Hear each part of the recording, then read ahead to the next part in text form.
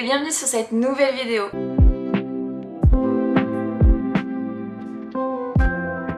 Aujourd'hui, je vais vous parler d'un sujet qui me tient à cœur, la solitude. Et cette fameuse indépendance dont on parle souvent, mais qui n'est pas forcément le plus simple au quotidien et aussi qui peut être une force. On la comprend rarement dans toute sa profondeur. On pense souvent que la solitude ça rime avec isolement, mais est-ce vraiment le cas? Être seul, est-ce forcément mal? Est-ce forcément être triste? Ou au contraire, est-ce que c'est un passage obligé pour retrouver son moi profond? Dans cette vidéo, je vais partager avec vous mes réflexions, mon expérience personnelle sur tout ce qui est solitude et même quelques leçons que j'ai apprises, ces moments de solitude et les défis que j'ai dû faire face en ce mois de février. La différence entre solitude choisie et solitude subie. La première chose que j'ai apprise, c'est qu'il y a une grosse différence entre se sentir seul et être seul. La solitude subie, c'est celle qui fait mal, c'est celle qu'on ne choisit pas. C'est celle où on ressent un grand vide, où l'on cherche désespérément à combler un manque, que ce soit à travers les réseaux sociaux, les énormes distractions, ou bien par les mauvaises fréquentations, que ce soit amicales ou amoureuses. Mais il y a aussi la solitude qui est choisie. Celle où tu prends du temps pour toi. Où tu prends à écouter tes propres pensées sans distraction extérieure. Et honnêtement, c'est ces moments-là où j'ai appris à mieux me comprendre moi-même. J'ai souvent besoin de ces moments de pause. J'ai beau être sociable, je suis quelqu'un de très introverti. J'ai besoin de mes moments où je me reconcentre avec moi-même, où je ne fais rien d'autre que être avec moi. Cela m'aide à m'écouter, à remettre mes idées en place, à souffler, puisque je suis une éponge à émotions. Et en tant qu'hypersensible, des fois c'est pas forcément le plus évident. Du coup, se retrouver seule, ça me permet de souffler et me retrouver, puisque j'ai eu un gros quota sociable. Après, j'ai besoin de me reposer et de reprendre des forces. Quand je vivais en Haute-Savoie, bien souvent, ce que je faisais, c'est que je prenais ma voiture, j'allais jusqu'à un lac et je me posais. Et je regardais l'horizon, je regardais le lac, je regardais les alentours. Je prenais ce temps pour moi, pour souffler, réfléchir et me questionner sur est-ce que c'était les bons choix? Est-ce que dois-je encore subir cela? Ou est-ce que ce que j'ai envie de faire, je peux le réaliser? Est-ce que j'ai cette force intérieure pour faire tout ce que j'ai envie de faire? Est-ce que je me comprends? Est-ce que je m'aime? Est-ce que... Peu importe, je me questionne et je remets tout en question pour dire de souffler et d'aller mieux. Il m'est aussi arrivé d'aller au restaurant seule et c'est très effrayant, on va pas se mentir, mais ça fait un bien fou. Personne vous juge, juste vous-même. Donc prenez ce temps-là pour dire de vous faire plaisir et seulement vous faire plaisir. L'indépendance, ce n'est pas tout faire tout seul. Beaucoup de gens confondent l'indépendance avec l'isolement. Être indépendant, ce n'est pas avoir besoin de personne, bien au contraire. C'est plutôt savoir être capable de s'appuyer sur les autres quand on en a besoin et choisir de se retrouver seul à certains moments puisqu'on en a aussi besoin.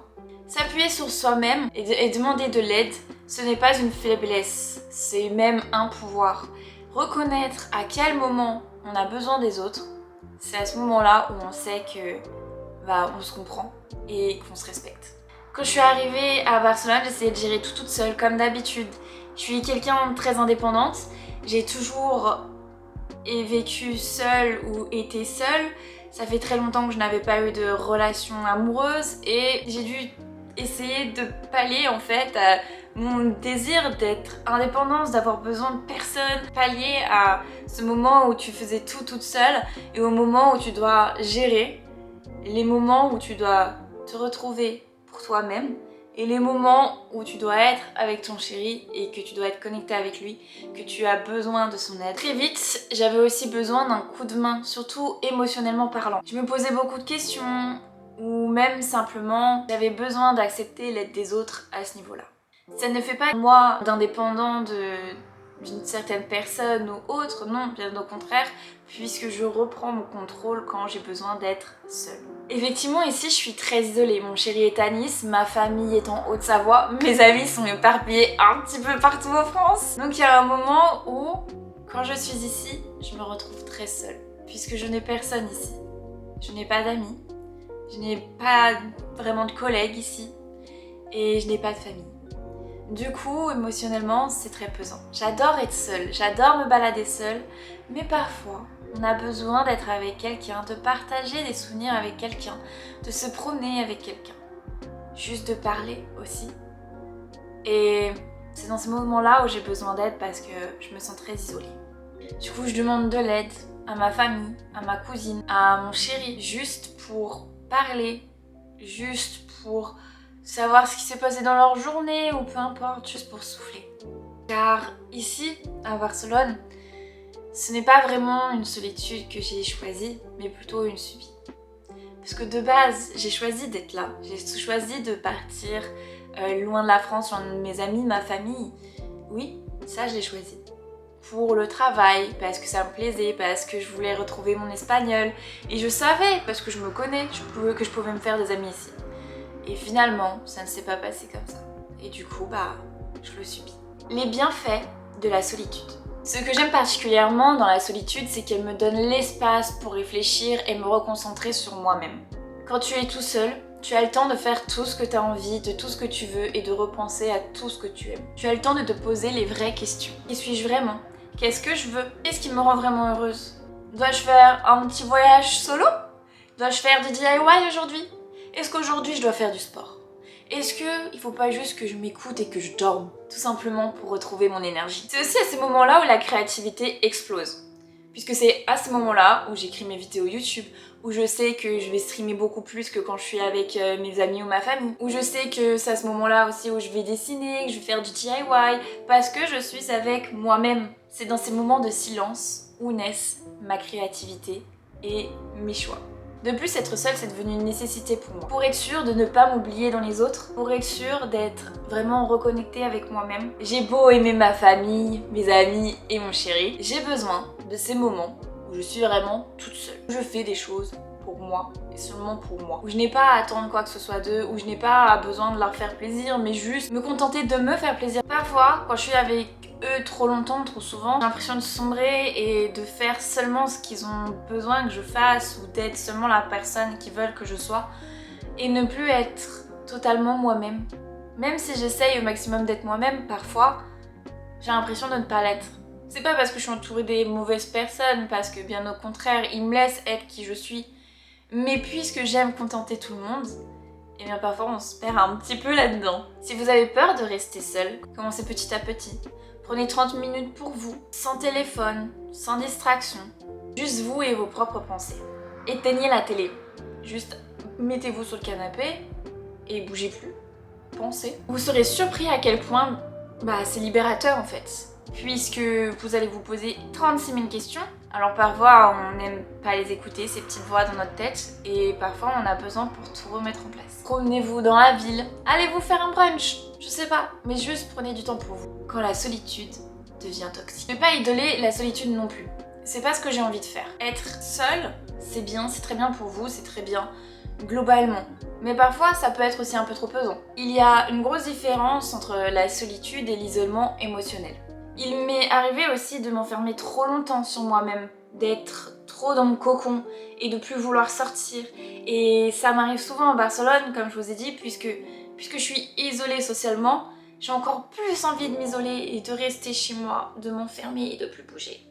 Et c'est jamais sain, parce que vous essayez d'avoir un brouhaha constant autour de vous, par la télé, par l'ordinateur, peu importe. Mais juste pour avoir ces distractions-là et ne pas concentrer avec vous-même parce que vous savez que ce que vous allez entendre, c'est pas forcément ce qui va vous plaire finalement. C'était très compliqué pour moi l'an dernier, ça m'a fait un peu ça. Et ça m'a encore fait ça en ce mois de février. J'étais pas bien, j'étais fatiguée, je le suis toujours. C'est au moment où en fait j'ai commencé à refaire un petit burn-out, ça m'arrive souvent. Puisqu'émotionnellement mon corps ne supporte pas, mon mental ne supporte pas, il y a toujours un moment où je suis plus faible dans l'année. Et c'est dans ces moments-là où en fait je me rends compte que je suis vraiment seule et que j'ai du mal à supporter ma propre solitude. Alors que j'adore ça. Et pourtant il y a des moments où je ne me sens pas bien. Et du coup j'ai besoin encore plus de m'isoler. Mais du coup ça amène encore plus de solitude finalement. Et même pas de solitude avec soi-même puisqu'on ne s'écoute même plus dans ces moments-là. Bien souvent c'est dans ces moments-là où il faut que je me repose d'abord. Je me repose. J'essaye de vraiment m'écouter. De comprendre que ok ça va pas.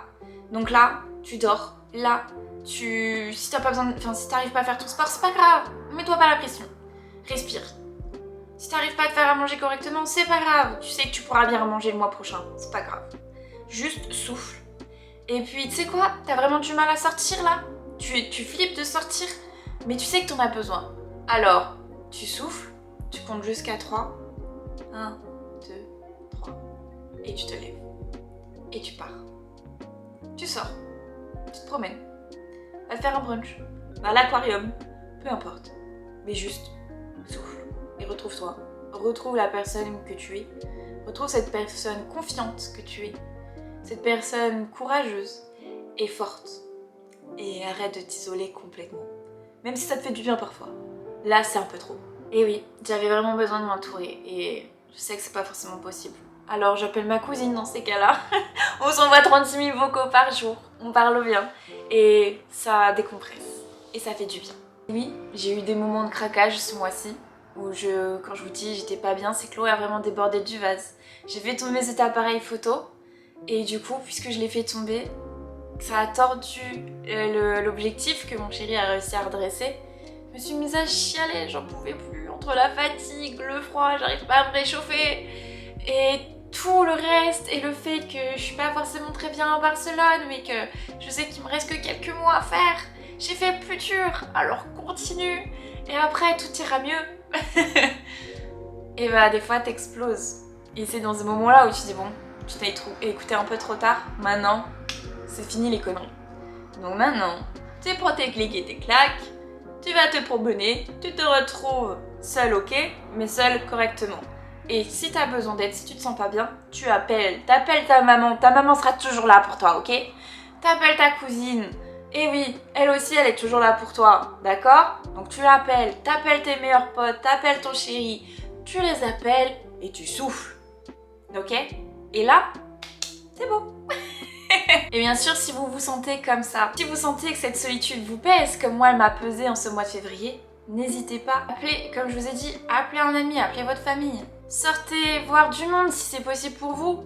Ou faites des activités qui vous permettent de voir du monde.